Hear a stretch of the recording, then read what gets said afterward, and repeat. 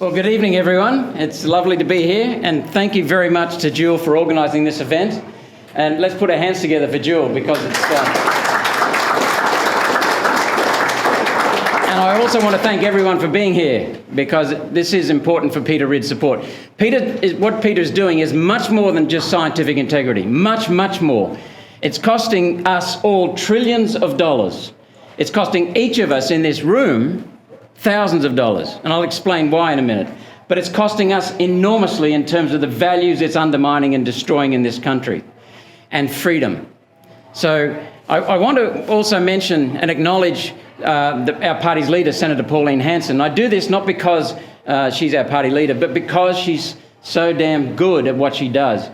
When we were looking at the government's previous bill that went through the Senate late last year, Dan Tehan was the Education Minister. And Dan put forward the bill, and Pauline said, we will support this, providing you do something about Peter Ridd and about the destruction of our universities and freedom of speech. What would you like us to do? And Pauline rattled off a list.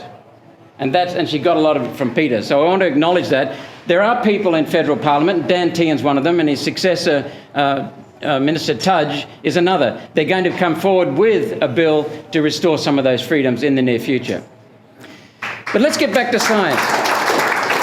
And it's ironic, isn't it, that Pauline Hanson didn't go to a university, but she knows what's happening in the universities better than the vice-chancellors do. That's appalling that the vice-chancellors are that way. So let's think about science. What has science brought us? Come on. Electricity. Electricity, yes. Internet. Progress, in what way?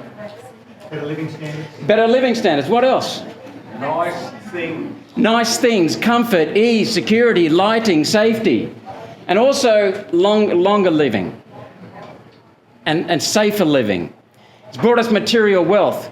Look how far we've come in the last 170 years, despite the last 20 years of reversal. Look how far we've come in the previous hundreds of thousands of years, and in the last 170, we've come so far with materially. Enormous, it's staggering. Everything in this room has come as a result of science making a discovery, either in the manufacturing of something or the actual harvesting of something. Everything. And we're living longer, safer, happier lives.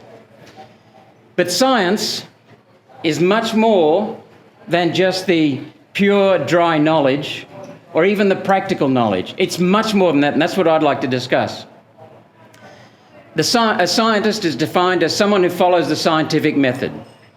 And I won't go into that in detail now, but the end result of the scientific method is objectivity. And that's extremely important because objectivity frees us from the bully's control. Many people think it's just about coming up with new inventions. It's not. It's about freedom in our society. Freedom in all forms, economic freedom. You know, when my grandfather was born, he was pretty much tied to a job in the valleys of Wales, in his valley. He didn't go very far.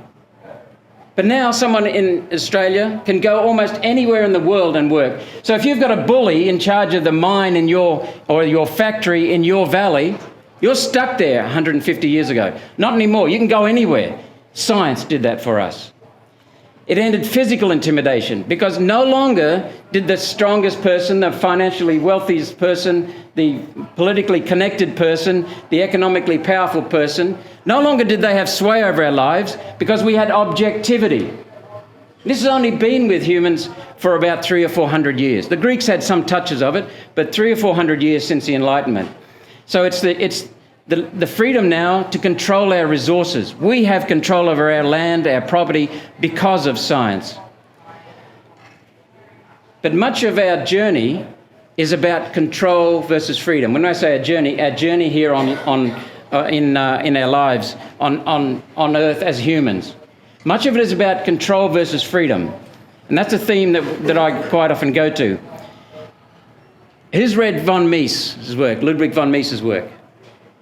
Well, you probably, I hope you read the book where he talked about the way that the word liberal was captured. Liberal is someone a tag given to someone who believes in liberty and espouses liberty and fights for liberty.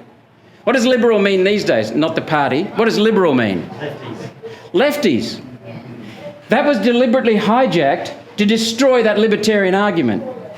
It was deliberately hijacked. Ludwig von Mises was one of the best economists ever, couldn't get any tenure in American universities because they didn't like his argument, because they were fighting freedom.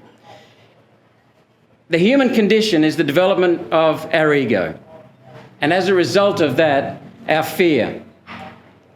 And it leads to human behaviour, which is quite often driven to control people, whether we control our kids, control our parents, control our neighbour, control the local sporting club we're in. But it leads to suppressing of human progress. So the human condition, the ego, drives sometimes counterproductive behaviours, even though at our core, humans are caring people, aren't we? We at our core are caring, and that holds back human progress. And at times it seems, especially in federal parliament, as though everything is about control versus freedom. Control versus freedom. Look at our energy sector. That is what determines our productivity. We have destroyed our energy sector, and I'll talk about the costs of that in a minute, due to so-called science. We have destroyed our Murray-Darling Basin due to so-called science, and it's rubbish, as Jennifer will know. We're destroying agriculture in this state as a result of reef science, which is rubbish. And Peter Reid has led the charge on that. Now, and this is what's so significant that I want to bring to your attention, now those who seek to control, and there are people who want to control, they want to capture science to control us. And I'll show you how. They want to actually control the very concept of science. And these are the substitutes for science, some of the substitutes of science. No longer does data and objectivity rule our universities. Claims of consensus. The 97% consensus, when you look at the figures from John Cook's rubbish paper, it's actually 0.3% of scientists, academics, are in agreement. 0.3. But even if it was 100, it doesn't matter, because consensus is anti-science. It's not about objectivity. Or they appeal to the name. The CSIRO is the top 1% of scientific organisations in the world.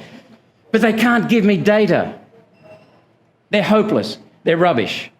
Or they smear us, ridicule us, derogatory, hurtful labels, or implied smear, like, oh, Jill, you wouldn't believe in the moon landing, would you? I know you a lot. See, that's what they do. And that's how they live. Or they come up with catastrophic consequences. Great Barrier Reef's going to be dead in 12 years. Sea levels are going to claim us all. Rising sea levels, ocean alkalinity, storms, insects, ticks, malaria, droughts, floods, species extinction. My God, we're getting overwhelmed. You haven't got more than 5 years to live. I'll tell you a joke later on about Al Gore. Computer models. They falsified, the output is falsely called data. They actually say that the output of a computer model is data. That's how desperate they are to use these unvalidated computer models, unvalidated and erroneous. Or they say if statements. Jennifer, if Antarctica melts, it'll rise 20 metres. What's the chance of Antarctica melting? And all people remember is the sea levels are going to rise 20 metres. It was a rubbishy statement in the first place. Peer review, another logical fallacy. Somebody who we don't know, who hasn't really looked at the paper, their opinion is worth something when there's no data. This is insane. Celebrities, including a socially awkward 16-year-old, take their word for it. The UN has got so desperate that they're now using an awkward, well, she's now 18 years old, Greta Thunberg. Hopeless. Where's the science? Greta can't tell you that. Emotion, fear, guilt, pity, lies and distortions. And these are the things that are now anti-science. But they're passed off by our opponents as science. And so what we have now is that the distortion of freedom, academic freedom, and the claim of ownership of what is a scientist. Scientist is an advocate who espouses the control side of politics. That's what a scientist is these days. And it's rubbish, complete rubbish. They consign real scientists like Peter Reid, Professor Peter Reid, to the dustbin. That is what's really going on here. And their whole pseudoscience is to control our policy. And this is where it leads us to governance that is not based on data. I've been in federal politics now about 3 years in total in the Senate. And instead of data, well, let me put it this way. In my experience, every single major problem in our country has its roots in Canberra. I'll challenge anyone to name a problem that hasn't got its roots in Canberra. COVID came from overseas, but the roots of our problem on how it's managed came from Canberra. The restrictions basically were paid for by Canberra, allowing the states to go against competitive federalism. Every major problem comes from Canberra. Why? Because government is not based on data, it's based on ideology, emotion, vested interests, fear, uninformed opinion, and quite often policies in Canberra contradict the science. They contradict the empirical evidence. And the costs, listen to some of these costs. I commissioned Dr. Alan Moran to come up with the first analysis of the extra costs of climate policies and renewable energy policies on our electricity costs. The figure I'm about to give you is the additional cost on our electricity prices due to renewables and climate policies. $13 billion a year. That's the additional cost. That works out at an average of $1,300 per household per year. That's adding all the costs through the supply chain. Does anyone know what the median income is in Australia? 49,000. What is it after tax? I haven't done the calculation. 34? How can we afford people on $34,000 take home paying an extra $1,300 on top of their electricity bill? That's the first time anyone's done that study, and I commissioned Dr. Moran to do that. Previously, the figures were in consolidated form. Now they're scattered across various budgets and agency reports. Because the government is telling us 6.5% of your electricity bill is due to solar and wind. Rubbish, it's 39%. And all the other inefficiencies that get stacked on top of that. For every so-called green job due to solar and wind, it's costing us 2.2 jobs in the real economy. We're going backwards. And it's costing our nation trillions of dollars. Literally, I'm not exaggerating. If you look at not just the cost, but the opportunity cost, trillions of dollars. And poor governance is destroying our country. Is anyone surprised? No. You can see it, can't you? You can feel it. So what we've come up with as one answer, and it's just one answer, there are many things to do, is an Office of Scientific Integrity and Quality Assurance. And we've worked with Peter Ridd on this. It wasn't our idea. We got it first from the American Environmental Protection Agency. We'll have questions later, Jeff. But Peter has jumped right on board with this. He pushed it himself independently, and we joined forces on that. So that leads me, in a few minutes, to talking about Peter. You can see why his quest is so damn important, can't you? It's about freedom, it's about governance, it's about the very security and future of our country. So what do we see in Peter? We see someone who is absolutely objective. We see someone who is honest. We see someone who can't be bought. We see someone who is faithful to the science. He honours the science. He protects the science because it's giving us so much. He is a good person to be with. He is courageous. He is determined. And he gets belted time and time again. But he gets up every time and away he goes again. And look where he's got. He's got to the High Court. And his dishonest university has cost him a lot of money and a lot of time. But he's still going. He is still going. So he's determined, he's courageous, and he has enormous integrity. What more do we need? Want to come to Canberra, Peter? We need that down there. Look, I'm going to end by saying that, first of all, Peter is much more than a great scientist. He is a great scientist. His inventions have gone around the world and used in his field, in other reefs in Australia as well. So he is much, much more than a great theoretical scientist. He is a practical scientist. He's solved problems. He's given good advice. Maybe in the questions I can answer some more comments about what he's done. But his cause is much more than about science. Peter's cause applies to every single one of us in this room and to everyone who's watching this video. Everyone.